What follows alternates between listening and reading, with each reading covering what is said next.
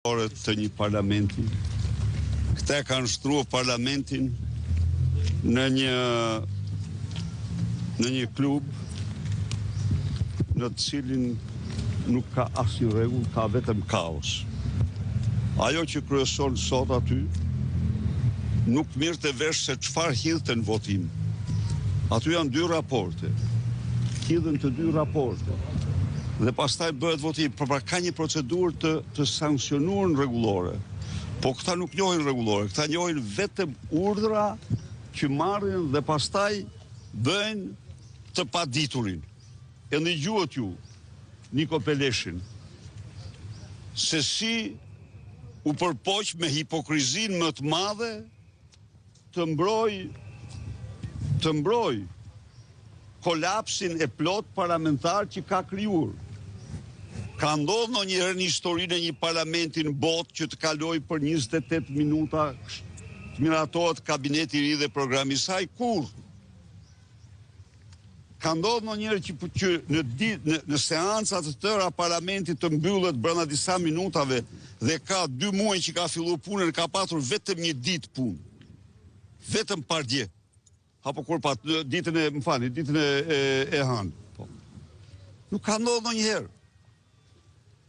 Ta vazhdojnë në një kaos të plot, flasin për qartë, do ta bëjë thot Parlamentin Evropian. E ndëgjon ti Muhamet apo jo? Se cili është standardi evropian në kohë kur Parlamenti ka delinkuent sa çdo burg tjetër i vendit. Po ndërkohë ju jeni gatshëm të uleni për Senatin me kryeministrin Edi Rama? Absolutisht jo, nuk e kam thënë atë. Më vjen keq që e shtroni. Ka një komision parlamentar, ai komision dhe ai ligj nuk parashikon as pak në asnjë rrethon uljen time me Edi Ramën. Ai parashikon. Ja e sqaroj pra, ai parashikon Ambrozia që përfaqësuesit e 2 partive në komisionin për zgjedhjet elektorale të parlamentit të diskutojnë edhe këto çështje, çështjen e Senatit dhe çështje po u pranua Senati, natyrisht vetvetiu numri i deputetëve do të reduktohet. Dhe unë jam për këtë variant, sepse ideja e Senatit nuk është një ide e imja, fillimisht është dhënë nga i ndjeri Sabri Godo dhe mbrojtur me shumë, do thosha unë, me shumë aftësi, por qëndron një ide, vendi mund të ketë një Senat me një numër më të reduktuar deputesh në mënyrë që të mos shtohet fatura fiskale këtij institucioni. Por kjo në këtë mënyrë është jashtë çdo lloji, po unë jam këtu për të denuar me forcën më të madhe ndërhyrjen brutale të Edi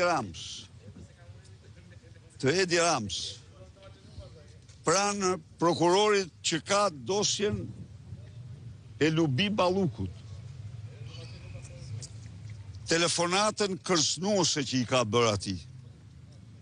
Dhe çdo lloj kërcënimi tjetër që i është bërë një prokurori i cili i gjetur para dishmitarëve dhe fakteve të pakundërshtueshme, me shkrim, me film dhe me çdo gjë, ka marrë vendimin e duhur. Ka marrë vendimin që A keni prova që është kërcënuar prokurorin? Prova, unë ju them ju me garanci dhe me siguri të plot që është kërcënuar, por Edi Rama këtë as nuk e pranon dot, por është i regjistruar ama. Sepse dhe Altin Dumani nuk e ka pranuar që ka pasur kërcënime ndaj prokurorit. Altin Dumani është nofta një nga kërcënuesit e tij.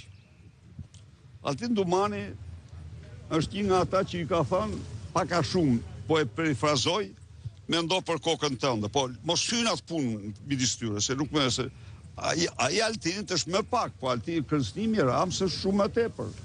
Kërcënimi i Ramës është një skandal i madh, më thonë, të kërcënoj se din ti se zëvendës se po thret ti zëvendës kryeministrin. Po çfarë është? A e ndëgjuat ju dje? Dje më falni. Jo, mirë kam dje, kryetarin e Komisionit e Kontrollit Lartë të Shtetit, që tha Edi Rama nuk lejon inspektorët për ta audituar. A mund të ndodhë në një vend të botës që kryeministri të mos pranoj auditin e shtetit? Të kujt i ka parat ai që nuk pranon të auditohet? I ka të vetat apo i ka taks paguesve? Kontrolli nuk është i qeverisë, kontrolli është i shtetit. Dhe ai ka detyrë tagër të kontrolloj, të auditoj çdo institucion sipas programit. Dhe del që jo që nuk pranohet të auditohet ai, natyrisht s'ka se po të auditohet, dalin 22 milion euro, po të auditohet, dalin me qindra kuintal valigje diplomatike të mbushura, e dini vetë se me çfarë kanë qenë mbushura me Ismailin e tij, po të auditohen, dalin shishe 33.000 euro, Roman e Konti, po të auditohet, dalin gjëra monstruoze që si një gjën kund, ndaj edhe ai refuzon, ai merr përsipër të refuzoj auditin. Në një anë kërcënon prokurorin, në anën tjetër nuk pranon audit në shtetit. Ky është situata këtu, ky është një gjë, domethënë një shtet, narkoshtet me një fjalë, në të cilën shteti ligjor nuk funksionon, është zëvendësuar me narkoshtetin. Zoti Berisha, për ta sqaruar, rezultati i votimit për zotin Peleshi ditën e sotme ishte vetëm 10 vota pro. Pse deputetët e opozitës nuk votuan pro? Sepse ishte çështje raporteve, shumë e drejtë pyetja. Këta nuk njohin se nuk zbatojnë asnjë ligj. Ajo që drejton të seancën, zonja Spahiu, e detyruar thoshte kush është dakord me këtë raport, hidhte të dy raportet. Dhe pastaj pas raporteve votohej mosbesimi ndaj kryetarit.